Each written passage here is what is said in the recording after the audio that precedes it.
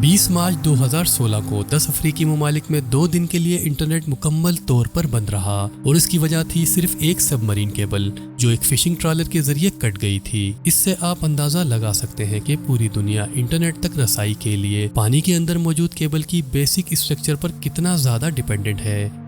आप ये जो वीडियो देख रहे हैं, इस वीडियो से लेकर आपके Netflix streaming account, Facebook, Instagram और बहुत से सोशल मीडिया प्लेटफॉर्म का 99% इंटरनेट समंदर के गहरे पानी के नीचे छुपी केबल्स के नेटवर्क के जरिए चलता है। हम सब 24 आवर्स इंटरनेट से जुड़े रहते हैं, जो इस बात को आइडेंटिफाई करता है कि हम तेजी से वायरलेस दुनिया की तरफ बढ़ रहे हैं और हमारे यही इंटरनेट कनेक्शंस दरअसल हजारों किलोमीटर दूर समुद्र की गहराइयों में मौजूद केबल्स पर मुनहसिर हैं। आज इस वीडियो में हम समुद्र की गहराई में मौजूद इन इंटरनेट केबल्स के बारे में जानेंगे कि ये किस तरह काम करती है और इनका फ्यूचर क्या है। समुद्र के जरिए जमीन के 2 हिस्सों को ट्रांसमिटिंग सिग्नल से जोड़ने का आइडिया कोई नया नहीं है। पहली बार जेरे समुद्र केबल 1800 की दहाई में बिछाई गई थी। बैनुल-अक़वामी इंटरनेट ट्रैफिक का 99% सबमरीन केबल्स के नेटवर्क के जरिए रूट किया जाता है। 2021 तक 436 से भी ज्यादा in service lines 1.3 million kilometre या 8 लाख मील तक समुद्र के फर्श पर फैली हुई हैं। सबमरीन केबल्स आमतौर पर साइज में मोटी होती हैं, जिनमें से ज्यादातर का डायामीटर 3 से 4 इंच होता है, जबकि असल तार जिस पर इंटरनेट चलता है वो आमतौर पर इंसानी बाल से ज्यादा मोटी नहीं होती। इसकी वजह यह है कि ज्यादातर केबल्स का मकसद मुकम्मल प्रोटेक्शन होता है। इन केबल्स में हर साल रफली 100 के करीब फॉल्ट्स आ जाते हैं, जिनमें 38% फॉल्ट फिशरमैन एक्टिविटीज की वजह से, 25% बहरी जहाजों के एंकर्स और 6% फॉल्ट्स एक्चुअल केबल की खराबी की वजह से आते हैं। ओशन वाइल्ड लाइफ जैसे शार्क का केबल को काटना इसे बहुत बड़ा नुकसान पहुंचा सकता है और गूगल की सी केबल के साथ पहले ऐसा हो चुका है। ज्यादातर केबल्स की एवरेज लाइफ 25 साल तक होती है, ताहम बहुत सी केबल स्लो बैंडविड्थ कैपेसिटी की वजह से जल्द ही रिटायर्ड हो जाती हैं। इन सबमरीन केबल्स को पानी के अंदर 8000 मीटर की गहराई में नस्ब करने के लिए इंतहाई स्ट्रिक्ट इलेक्ट्रिकल स्टैंडर्ड पर कंपाइल करने की जरूरत होती है।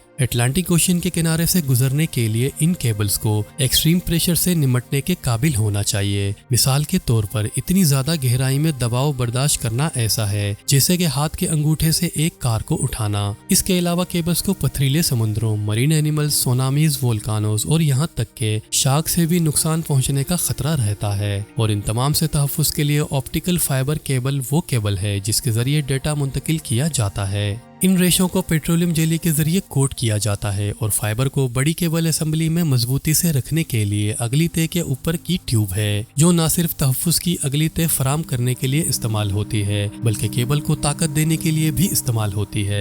ये एक एक्टिव केबल है जिसका काम पानी के अंदर एक्सट्रीम लिंक्स की रोशनी और फाइबर ऑप्टिकल को बढ़ाने के साथ इसकी बेसिक लेयर्स के बाद डेटा जाया होने से बचाना है। इन कोर लेयर्स के बाद बाकी तमाम लेयर्स सख्त हिफाजत के लिए हैं और इनमें पॉलीकार्बोनेट की लेयर शामिल है, जिसमें एल्यूमिनियम वाटर बैरियर, मोटी फंसी हुई स्टील की तारों और माइलर टेप की एक तह के अलावा नाहमवारी और तहफ़्फ़ुज़ के लिए टार कोडिंग मौजूद है। इन केबल्स को बिछाने का प्रोसेस इतना ही अहम है जितना कि इनकी प्रोडक्शन का। ये अंडर सी केबल्स स्पेशलिस्ट शिप के जरिए बिछाई जाती हैं, जिन्हें केबल लेयर्स कहा जाता है। इन जहाजों के डेक्स पर हजारों मील की कॉइल्ड केबल रखी जाती है। फिशरमैन्स के एरियाज और फॉल्ट लाइन जैसे खतरात से बचने के लिए और महफूज रास्ते का नक्शा बनाने के बाद ये शिप्स केबल बिछाने के लिए निकलती हैं। बड़े स्पूल्स में शिप के हल्स पर लोड किए जाने के बाद इन केबल को बिछाने का प्रोसेस शुरू होता है। क्योंकि जहाज नक्शे के साथ समुद्री हल के जरिए सफर करता है और जहाज के पिछले हिस्से के साथ साथ केबल को सतह से चंद इंच नीचे ले जाने में मदद करता है। इस इंस्टॉलेशन प्रोसेस के इख्तिताम पर केबल्स को सर्विस में डालने से पहले इनकी अच्छी तरह जांच की जाती है। मौजूदा अंडरसी केबल नेटवर्क पहले से ही टी और बीटी पर बड़े टेलीकॉम कैरियर्स के पास थी और ऑपरेशनल थी, लेकिन 1990 की दहाई की मार्केट में एक बड़ी तेजी देखी गई और अंडरसी केबल्स ने इन्हें अपनी तरफ मुतवज्जा करना शुरू कर दिया। प्राइवेट कंपनीज की तरफ से इन्वेस्टमेंट के तौर पर पूरी दुनिया ने आहिस्ता आहिस्ता खुद को डिजिटाइज किया। इन कंपनीज ने भी अंडर वाटर केबल टेक्नोलॉजीज में महारत हासिल की और इन सलाहियतों को टेलीकॉम कंपनीज को फरोख्त करना शुरू कर दिया। बड़ी टेक जायंट्स कंपनी जैसे कि गूगल, अमेज़न, माइक्रोसॉफ्ट और फेसबुक अपने यूजर्स की जरूरियात को पूरा करने के लिए अपने अपने अंडरसी केबल्स नेटवर्क्स को तेजी से स्पॉन्सर कर रहे हैं। 2018 तक गूगल, फेसबुक, अमेज़न और माइक्रोसॉफ्ट की मिल्कियत या लीज पर दी गई तमाम अंडर सी बैंडविड्थ में से इस वक्त गूगल के पास 6 ऑपरेशन सबमरीन केबल्स हैं और वो 2 साल के अंदर मजीद 8 केबल्स तैयार करने का इरादा रखता है। जैसे जैसे कंटेंट का जखीरा बढ़ रहा है और 90 की दहाई की केबल्स अपनी मियाद खत्म कर रही हैं, हम दोबारा से अंडर सी केबल इंडस्ट्री में तेजी देख रहे हैं। अगली चंद दहाइयों में न्यू इंटरनेट यूजर्स और इंडस्ट्रियल डिवाइसेस ऑनलाइन होने के साथ ही इंटरनेट की सलाहियत की मांग में इजाफा होगा। आज माइक्रोसॉफ्ट, गूगल, फेसबुक और एप्पल ये सभी कंपनीज दुनिया के तकरीबन 70% इंटरनेट ट्रैफिक के जिम्मेदार हैं। इन सबमरीन केबल्स के अलावा इंटरनेट कनेक्टिविटी का एक जरिया सैटेलाइट भी है। शायद इंटरनेट ट्रांसमिशन का फ्यूचर ऐसा नहीं है या अगले चंद दहाइयों तक ऐसा नहीं होगा, क्योंकि सैटेलाइट इंटरनेट इंडस्ट्री को चंद टेक्निकल लिमिटेशंस का सामना है जिन्हें हल करने की जरूरत है इससे पहले कि ये एक काबिल अमल ऑप्शन बन जाए। सबसे पहले सैटेलाइट लॉन्च करने की कॉस्ट अभी भी बहुत ज्यादा है और दूसरा कवरेज का ये मुतालबा है कि हजारों छोटे सैटेलाइट्स को जमीन के नीचे मदार में रखा जाए जो पूरे जमीन को ढाक लेते हैं। तीसरा ये कि मदार की नौयत की वजह से हर सैटेलाइट हर वक्त ग्राउंड बेस एंटीना की पहुंच में नहीं रहेगा।